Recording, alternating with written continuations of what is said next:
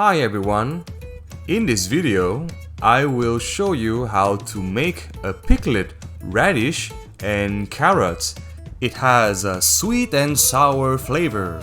It can be included in many dishes such as Vietnamese sandwich.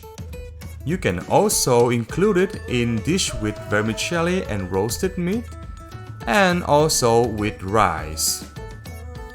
The ingredients include 1 big white radish, then 2 carrots. We also need rice vinegar,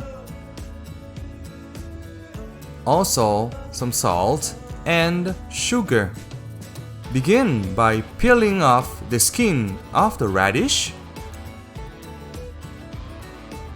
Do the same thing with the carrots.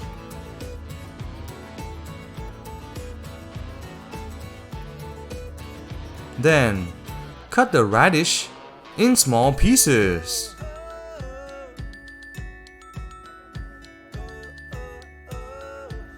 Also, cut the carrots in small pieces.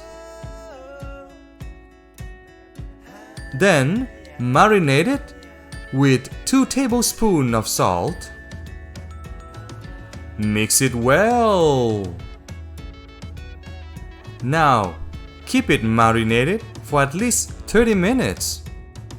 During that time, heat up a small pot and add 300 ml of rice vinegar, 300 ml of water, a quarter cup of sugar, and 1 tablespoon of salt. Depending on your family's taste, you can adjust the amount of salt and sugar. Now, stir it a little bit, boil it, and then leave it cool down. After marinating the carrots and radish for 30 minutes, take them out and wash them. You can now notice they can be bent without breaking. Magic!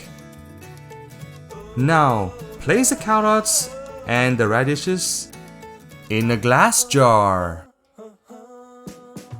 Then pour in the sugar vinegar mixture.